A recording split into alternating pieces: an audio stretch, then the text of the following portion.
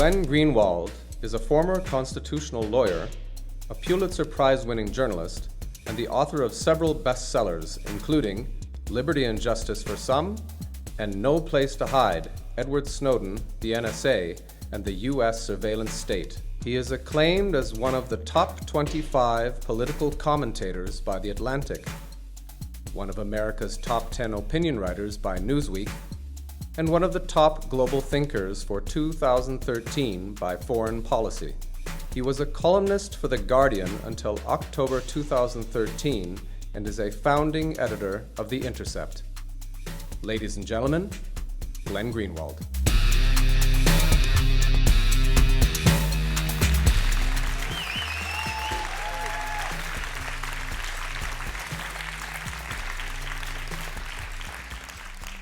Hi, Glenn. How's it going in Brazil? It's going great. I'm a little bit jealous that I'm not there with you in Munich. It's one of my favorite cities in the world, but otherwise I'm doing well. Perfect. I tracked you down twice when you were here, and I was able to manage 2 interviews, but this is the third one. So let's just begin with Donald J. Trump. There's this perception about Trump that he's a madman. He's unorthodox, he's breaking from conventional American politics, and he's not following, in many issues, the same line as his predecessors. So what is your take? Is Donald Trump breaking from orthodoxy? Is he a continuation, or is he a mixed bag? I think it's important to separate the stylistic or rhetorical analysis with regard to that question from the substantive and policy analysis. So obviously, as a matter of personality, as a matter of rhetoric, and as a matter of style, Trump is something unlike we've seen before in terms of somebody occupying the Oval Office and being the representative of this vast power that the United States continues to wield in the world, the way he speaks, the things he says, his refusal to abide by protocols and conventions. But if you actually look at the policies that he has overseen and implemented, and even the way in which he defends those policies, I think that it's far more a continuation and a byproduct of American political culture than something unrecognizable or aberrational. There's a lot of people who want to pretend that what he's doing is some kind of radical break from the American tradition because they're embarrassed, because his rhetorical newness does sort of take the mask off of the face of what the reality of the United States and the world is. And so they want to pretend that this is something all new. And I remember when Trump had General Sisi of Egypt to the White House, the American media decided to pretend that this was something brand new that we had never seen before, an American president embracing a tyrant. And of course, American presidents have embraced tyrants. It's been central to American foreign policy for decades. And I think you see that over and over. There's a lot of pretense that what Trump is new, but the reality is he's far more a continuation than a deviation from American political history. Let's dig deeper into that for a second, Glenn. So what about the surveillance state? In 2013, you exposed the entire NSA cache that Edward Snowden had leaked. And some of the things were like millions of Germans are being, their data is being collected without their consent. WikiLeaks also from this cache revealed that our chancellor's handy is being spied on by our so-called allies. And this investigation was dropped last year. So how has the state of mass surveillance been under Donald Trump? And what do you think, how Germany has reacted to this generally up to this point?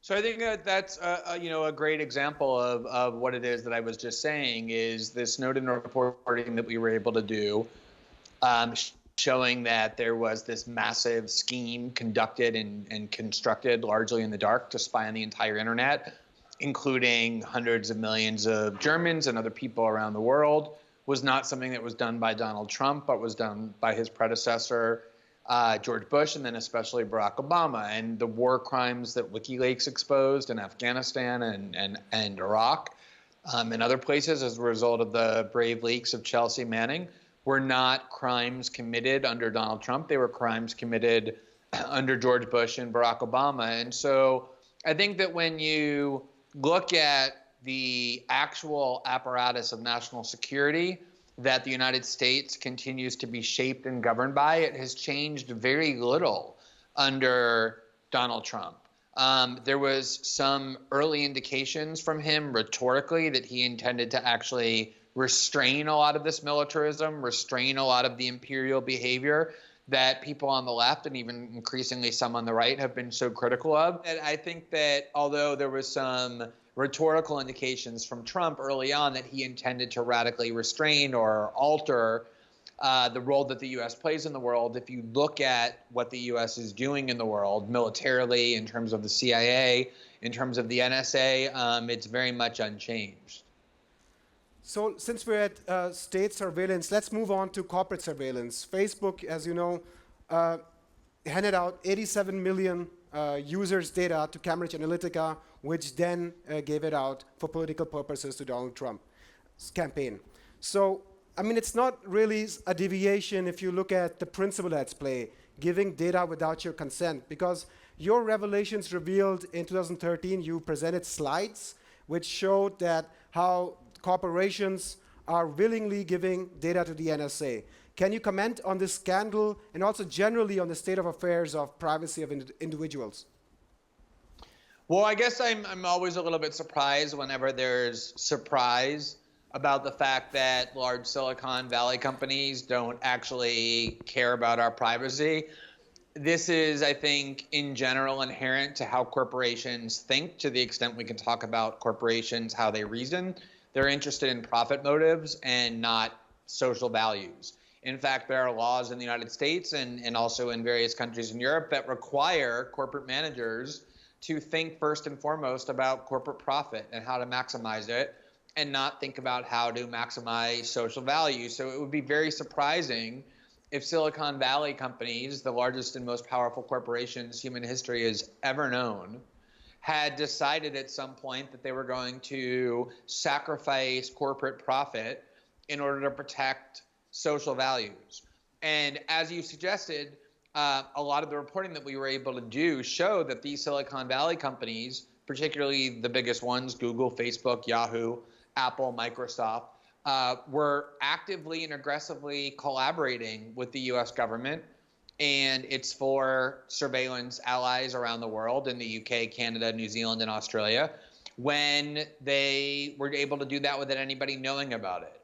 I think what has actually changed as a result of the Snowden reporting is that these companies now do take greater steps in order to protect people's privacy, not because Eric Schmidt at Google or Mark Zuckerberg at Facebook suddenly woke up and decided, actually, you know what, we kind of are wrong and we should value privacy more. It's because people around the world began to be worried about what it would mean if they were using Facebook and they were using Google. And Facebook executives and Google executives were very worried that social media companies in Germany and Brazil and Korea would be able to tell the next generation of internet users, don't use Facebook and Google because they're going to give your data to the government, the US government, use ours instead because we'll protect your privacy. So because of those commercial pressures, these companies actually have been implementing some meaningful privacy protections. But at the same time now, this is the war that the US government, the UK government, governments around the world are on the one hand trying to pressure social media companies to give them as much data as they want. When they don't, they get publicly accused of being aiders and abettors of terrorists, as the US and UK governments have done with Facebook and Google when they refuse to turn over data.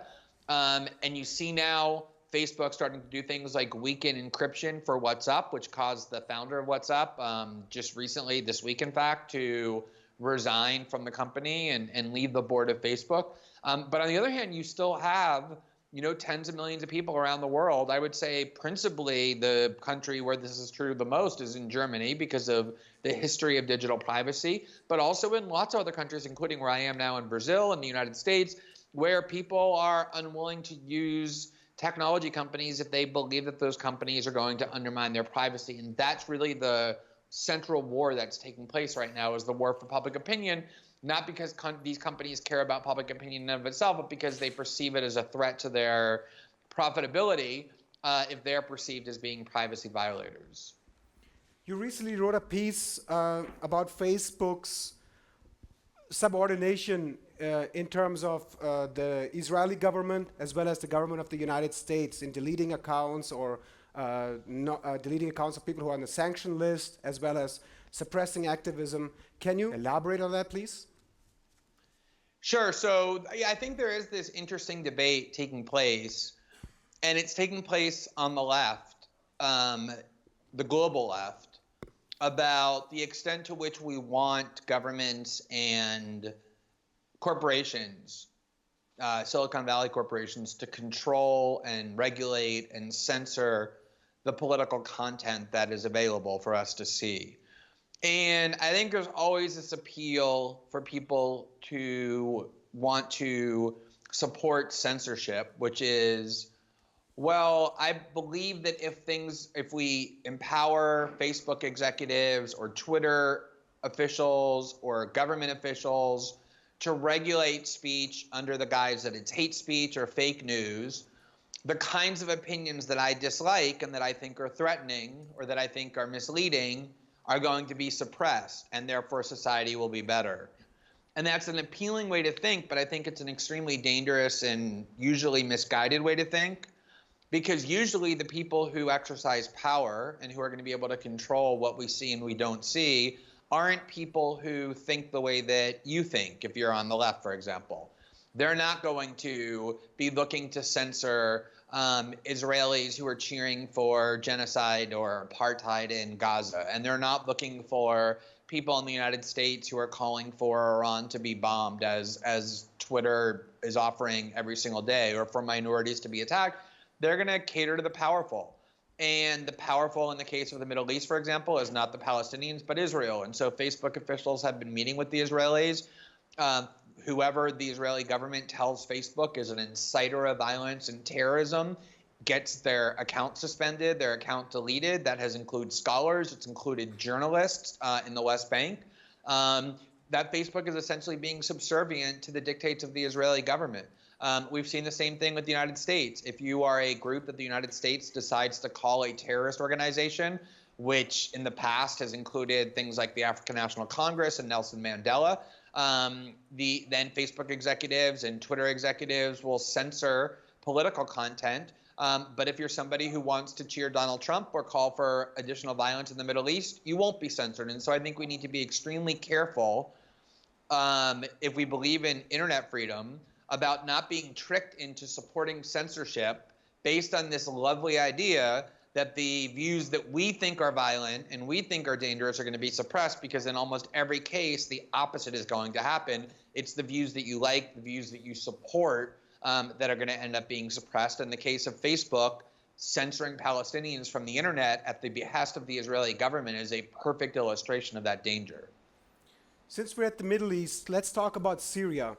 There's so many conflicting reports, chemical attacks by Jaish al-Islam, radical extremist Islamic group. I don't call it Islam, but let's just put it that way since the media does right now.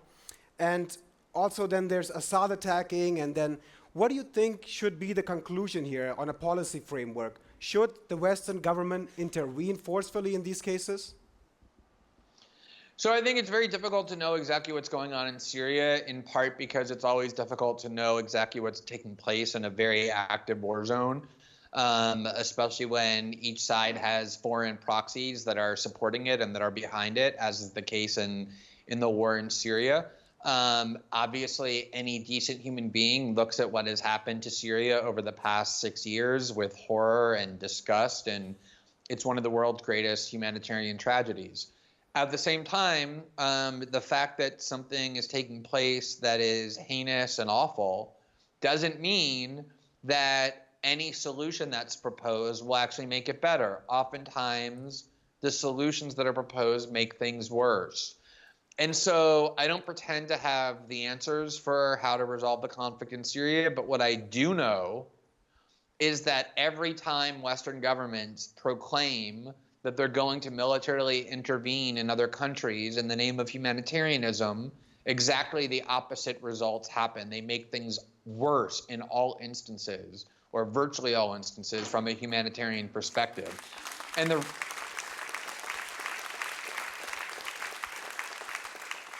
And I don't think that should be surprising, because the reason the U.S. government spends more than the next 12 nations combined on its military is not because it wants to spread freedom and democracy around the world. Humanitarianism is not actually the motive for that.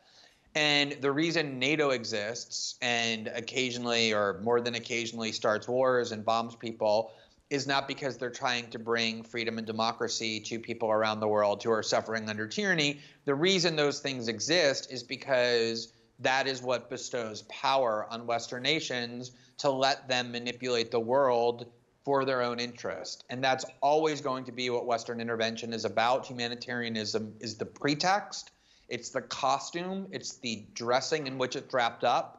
So no matter what your views on Syria are, no matter who you think are the primary culprits, the one thing I know for certain is that U.S. military action, which, by the way, would be led by the commander-in-chief of the armed forces, whose name is Donald Trump, is not going to make things better for people in Syria.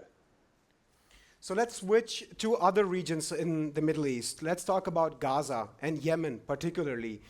How would you compare the reaction that happens in Syria in contrast to these two places? Let's start with Gaza. So there's this really interesting paradox that I think we see in Western discourse all the time, which is that atrocities committed by allies of Western governments are typically ignored or worse, justified, whereas atrocities committed by enemies of the United States and NATO are screamed about and protested and highlighted. And so if the Russians drop a bomb in Syria that kills civilians, that generates intense media coverage and denunciation. But if the Saudis bomb, as they so often do, civilian facilities in Yemen on purpose that kill scores of women and children and innocent men, and particularly even more so when the Israelis just shoot unarmed protesters in the head or the back using snipers, there's very little coverage of that and even less denunciation. And, you can actually, I guess, make the argument that if you're a citizen of a Western country, you ought to be condemning both of those equally. You ought to be condemning when the Russians kill people equally to when the United States and its allies do. But to me, actually, I think there's a much more compelling moral principle, which is that we ought to be most concerned about the evil committed not by governments thousands of miles away from us, over which we exercise no influence, for which we have no responsibility, and which we cannot change, but our own governments who are engaging in these atrocities in our name. And so as an American citizen and as an American journalist, it isn't that I value certain lives over other lives. I ask myself the question, what is it that I can do the most about? And what I can do the most about is my own government support for incredibly tyrannical and murderous governments like the one in Saudi Arabia and like the one in Israel. And we have utterly reversed that because that's what propaganda is. Propaganda is about convincing a citizenry that your side is the moral one and the other side is the immoral one. And the way you accomplish that is by ignoring the atrocities committed by your own side. What Saudi Arabia is doing in Yemen, I think, is probably the worst humanitarian atrocity. And what the Israelis have done to the Palestinians, people in Gaza specifically, over the last 5 to 6 decades is probably the greatest moral atrocity of the last half of the 20th century and early part of the 21st century. And the United States government, and for that matter, your government in Munich and governments throughout Western Europe are directly responsible for all of that because they support and protect and enable and empower the governments that are responsible for that, and that ought to be our main focus.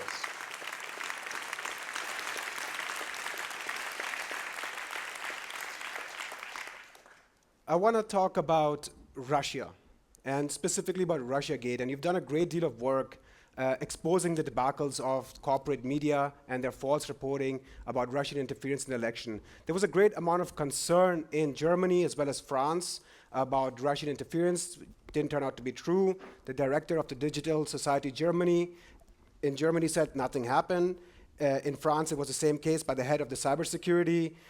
Basically, Russia did nothing. But yet, Germany is increasing its military presence. It's actually taking a role in trying to increase its military budget, trying to reach this 2% target of NATO, and also talking about placing its presence in the Eastern Bloc, which basically means, in other words, in front of Russia's nose. So could you talk about Russiagate and the implications it has on democracy and our society? So it's hard for me to express to people who don't live in the United States and who don't follow United States political debate on a daily basis just how utterly insane and deranged Americans have become about Russia. The person to whom you just spent the last hour listening, Dr. Jill Stein, is widely regarded not by fringe lunatics in American politics, but by the most mainstream political and media figures in both parties to be a Russian agent. Like, they actually think she works for the Kremlin. That's how completely insane they've become. And if you ask them for evidence for that, they'll say that she once went to a dinner in Moscow that Putin attended for about 6 minutes, along with dozens of other international peace activists around the world. This kind of guilt by association and this kind of hysteria and conspiracy that drove the entire Cold War when it came to American propaganda about Moscow has reared its head, but in a much, I think, more toxic and irrational way, because there was actually a communist movement in the latter half of the 20th century that was the opposite of what the American philosophy was, and they were two huge major countries opposing one another around the world. Russia is nothing like that. Russia is the 8th largest economy in the world. It's actually just behind Italy. It has very few global ambitions beyond its immediate neighborhood. To try and convince people that Russia poses some sort of grave threat to the West to the point where we need to build our military budgets up is insanity, but it's exactly what Western political discourse has become. If you look at the insanity of it in Germany, I think it becomes particularly vivid. I mean, there were two of the most horrific wars fought in the 20th century because of tensions between Germany and Russia. The Cold War came close to virtually annihilating the species because of tensions between Moscow and Washington, countries that continue to have thousands of nuclear-tipped missiles pointed at one another's cities using very archaic Cold War trigger systems that can easily go off through misperception and miscommunication. So the idea of playing games with tensions between Russia and Western countries, especially given how NATO has virtually encircled Russia by moving all the way up to its eastern borders, exactly how NATO promised not to do when Gorbachev agreed to allow for the reunification of Germany. Very provocative behavior on the part of the West continually.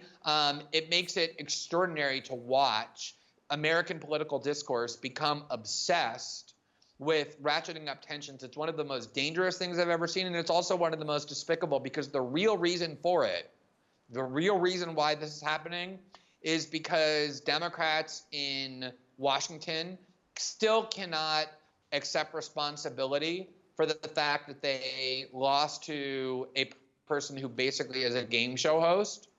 They don't want to do any kind of introspection about why they've collapsed as a national party. That's true of parties in Western Europe as well. It's always easiest to blame a foreign villain, to try and create a foreign monster that you get your population to focus on so that they forget about the problems and corruptions of your own country. And in the best of cases, it's a deceitful thing to do because it buries the real problems that we have. But when you're playing games with nuclear-armed powers that have a history of starting world wars and that came close to dropping nuclear bombs on one another, it's one of the most morally reprehensible things I've seen in my 12 years of covering politics as a journalist.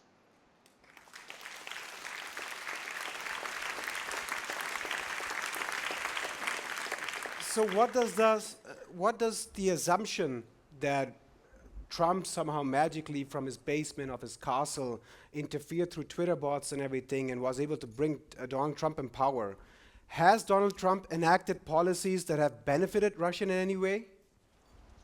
Right. So, okay, first of all, let's just look at the premise of this for a second, right? So we hear constantly the overriding media narrative that Trump is a moron, that Trump is an idiot, that Trump probably has mental health problems, that he has dementia, that he barely even knows where he is, all of which are reasonable things to think if you pay attention to how he speaks and what he says.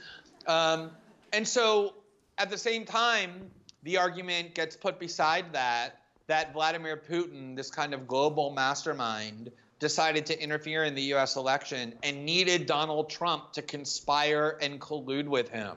I mean, if the Russians were going to interfere in the 2016 election, why would they need Donald Trump to help them? What possible services could he provide? What kind of aid and assistance could he do? Was he masterminding the hacking? Was he plotting how to distribute the information? The whole theory kind of collapses onto itself when you think about what it is that they're typically saying.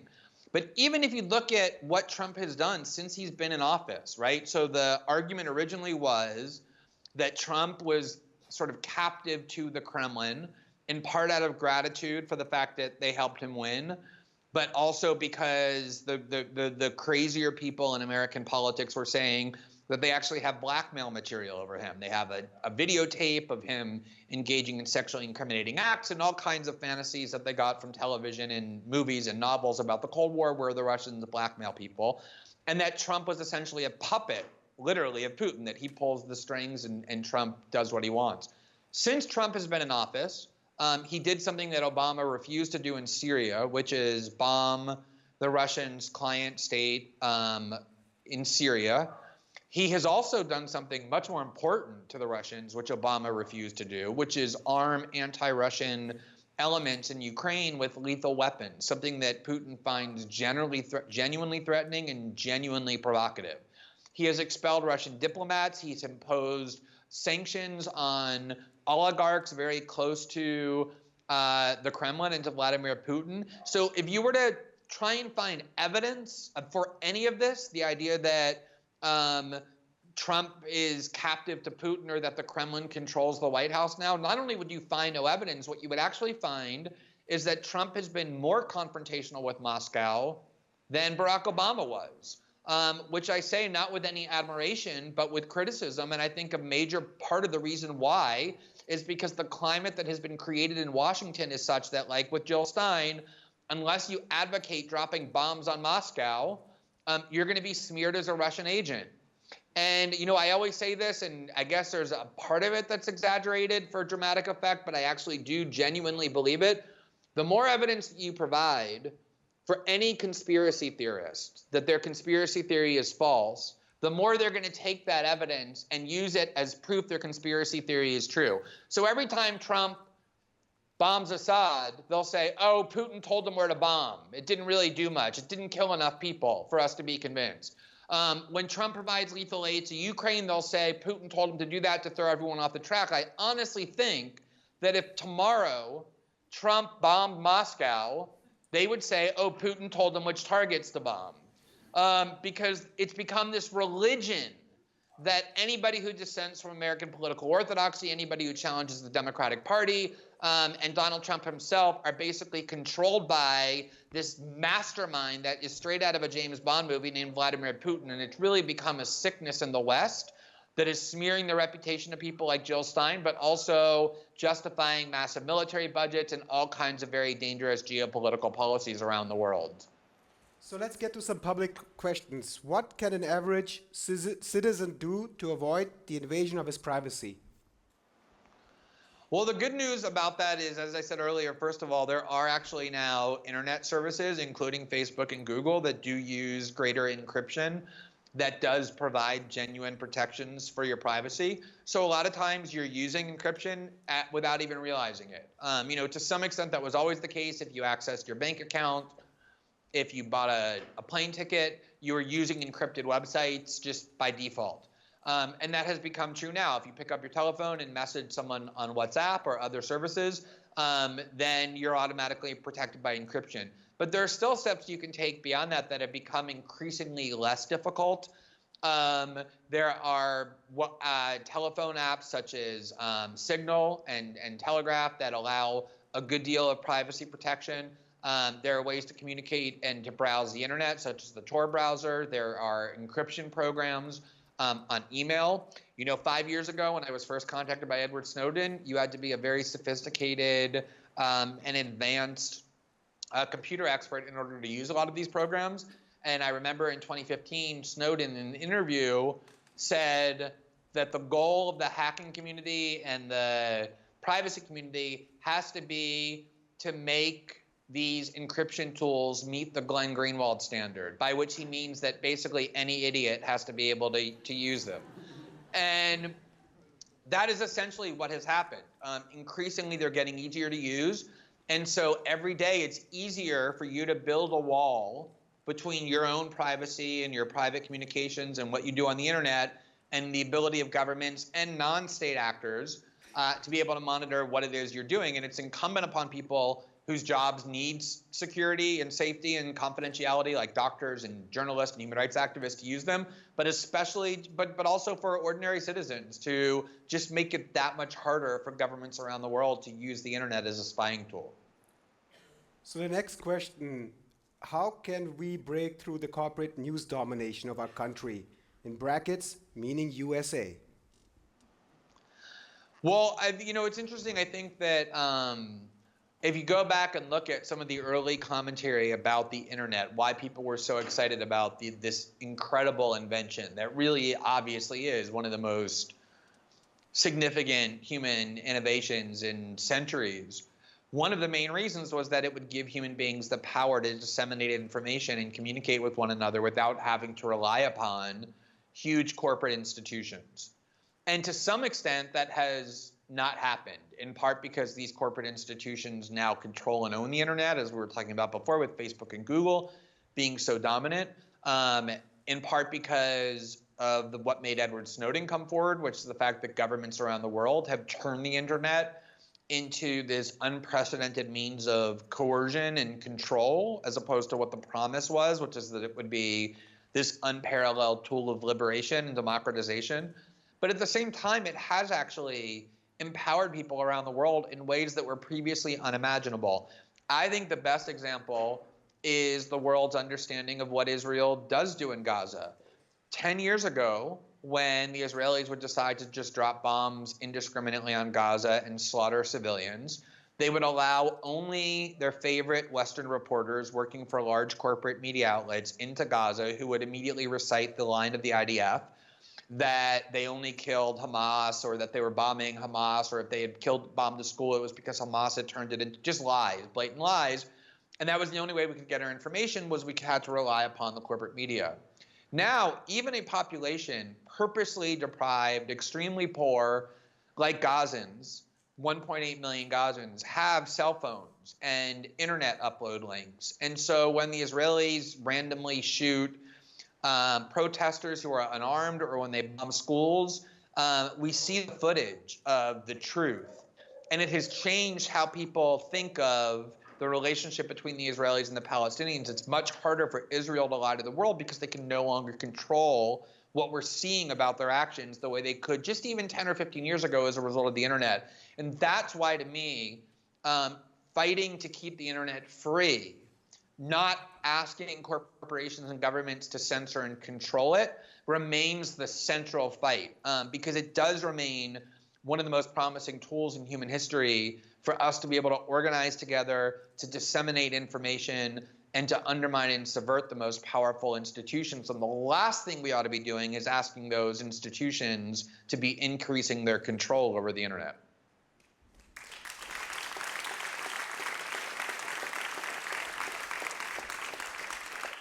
And the last question, could you talk about the piece where you talk about homelessness and dogs in Brazil, Rio de Janeiro?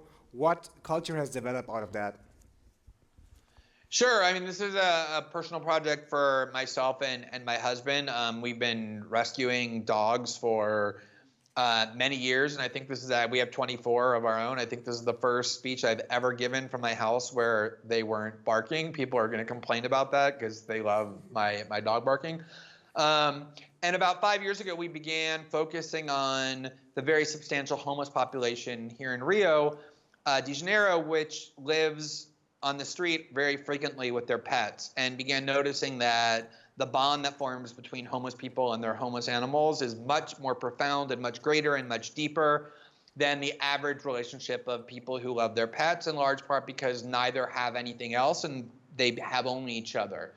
And there's now amazing social science research on this, proving that this is true. And so we recently decided we wanted to tap into that energy by developing a shelter that takes care of abandoned animals, but at the same time only employs homeless people who have lived on the streets and shown this love for animals. And so it's a project that's simultaneously caring for abandoned animals, but at the same time employing homeless people, helping them open bank accounts, teaching them how to rent an apartment and then get off the street and then find permanent employment. And it's a model that we hope to use around the world because it's helping two populations that typically are neglected, abandoned animals and homeless people. And, I think it's very important that in your politics that you embrace important principles of humanitarianism and peace. But at the same time, I think it's very important that those not stay abstract, that you practice those principles in your life as well. And the more we just find ways to spread those values just in small ways, the more the world will improve. And, I usually get asked at these kinds of functions, like, what is it that we can do to change these things? And for me, the answer is always focus first on your own individual behavior and ask what you can be doing more of to make the world a better place.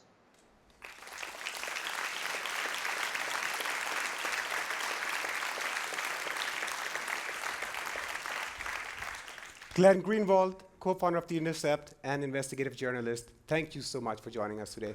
Thank you for inviting me. Appreciate it. Thank you, everybody.